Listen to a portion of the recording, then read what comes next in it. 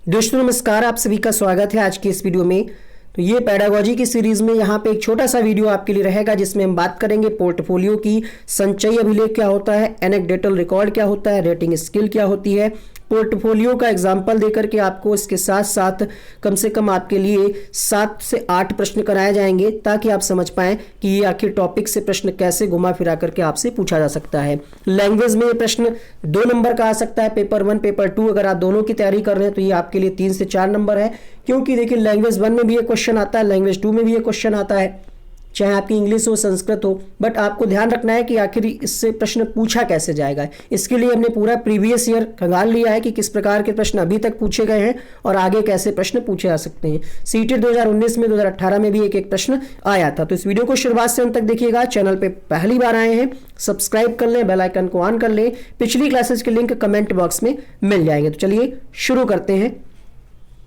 सबसे पहले हम बात करेंगे पोर्टफोलियो की। ये आपके सामने पोर्टफोलियो का एक प्रारूप है। आप यहाँ पे देख सकते हैं क्या क्या होता है। इसमें बच्चे की फोटो लगी होती है, ये जो दस्तावेज होता है, जन्म तिथि, उसका नाम, कक्षा, रोल नंबर, लंबाई, वजन, रक्त समूह, रंग, विद्यालय का नाम, पूरी डिटेल बच्चे की और उसके परिवार से संबंधित आधार नंबर, शैक्षिक सत्र कौन सा है, पारिवारिक सूचना, माता पिता की योग्यता, मासिक आय, परिवार में कितने सदस्य हैं, कितने महिलाएं कितने पुरुष हैं, सारी जानकारी इस पोर्टफोलियो में होती है।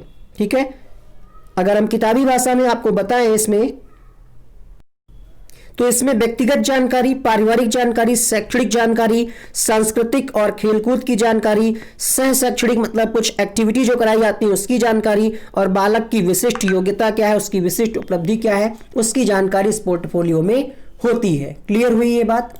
चलिए और आपको कुछ जानकारी और दे दें तो यहां पे आप देख सकते हैं पोर्टफोलियो जो है एक, अगर हम अपने शब्दों में आपको बताएं तो पोर्टफोलियो एक ऐसा दस्तावेज है जिसमें बच्चे की क्रमिक प्रगति का लेखा जोखा होता है। पोर्टफोलियो उसी को कहते हैं। रेटिंग स्केल आप जानते ही होंगे, कहीं से आप कुछ ऑनलाइन शॉपिंग करते हैं या ऑफलाइन तो वहां पे आपको रेटिंग करनी होती है, अर्थात इसमें बालक की मनोवृत्ति और उसकी रुचि का मूल्यांकन होता है रेटिंग स्केल के द्वारा। इसके अलावा पूछा जाता है आपसे एनेक्डोटल रिकॉर्ड क्या है।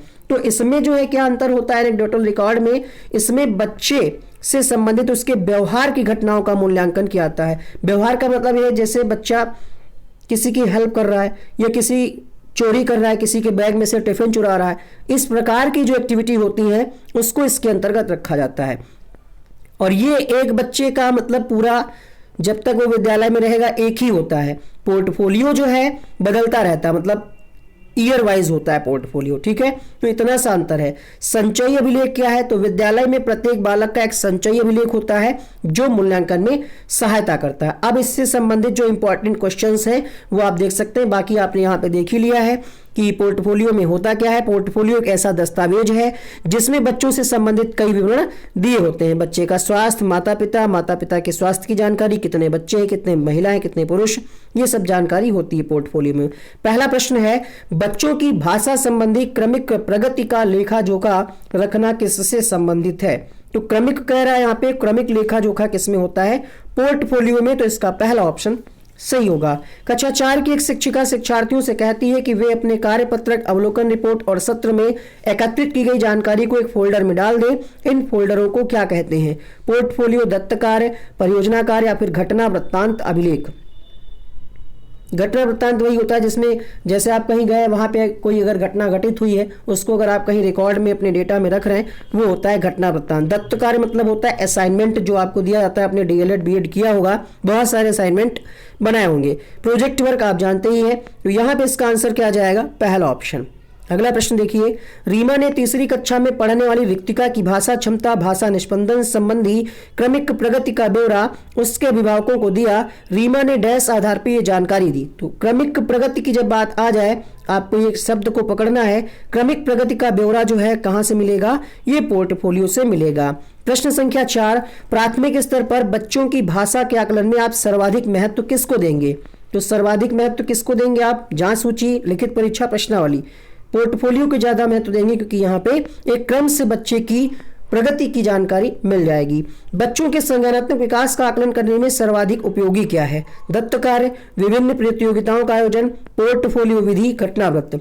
तो संज्ञानात्मक विकास का आकलन करने में भी ये सहायक होती है पोर्टफोलियो विधि। ये सारे प्रश्न प्रीवियस ईयर के किसी न किसी क्वेश्चन पेपर में पूछे गए, इनको ढूंढा गया ताकि आप समझ पाए कि एक ही टॉपिक पे प्रश्न कैसे भी घुमा फिरा कर आपसे पूछे, आप उसका सही उत्तर जरूर लगाएं। यकीन मानिएगा 2 प्रश्न आपकी परीक्षा में जरूर आएंगे, एक भाषा 1 में आएगा, एक भाषा 2 में आएगा, और अगर किसी भी भाषा में नहीं आता है तो बाल विकास में, गणित में, ईवीएस में भी इस प्रकार का एक प्रश्न आ सकता है। भाषा का पोर्टफोलियो हो सकता है लिखित उत्तरों का संग्रह, प्रपत्रों का संगठित और क्रमबद्ध संग्रह, आकर्षक संग्रह, या फिर परियोजना कार्यों का संगठित। तो हमने आपको क्या बताया था, ये क्रमबद्ध डेटा होता है।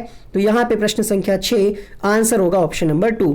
7वां प्रश्न देखिएगा, उच्च प्राथमिक स्तर पर बच्चों के भाषा प्रयोग का आकलन करने में सबसे कम प्रभावशाली कौन सा है। अब यहाँ पे सबसे कम कह दिया गया। देखिएगा पोर्टफोलियो तो सबसे ज्यादा होता है, बातचीत के माध्यम से भी हम आकलन कर सकते हैं कि बच्चे को भाषा का ज्ञान है या नहीं, ऑब्जर्व भी कर सकते हैं। तो जांच सूची जो है ये कम प्रभावशाली है, चौथा विकल्प यहाँ पे सही होगा। उम्मीद करते हैं टॉपिक आपका क्लियर हो गया होगा और इसके आप नोट्स बना लीजिएगा। यहाँ पे एनसीएफ का वीडियो बन करके आ रहा है, इसके अलावा रेलगाड़ी वाले जो क्वेश्चंस हल कराए थे मैप वाले, उन वीडियोस को आप क्लिक करके यहीं से देख सकते हैं। थैंक यू सो मच इस वीडियो को देखने के लिए, बहुत बहुत शुक्रिया।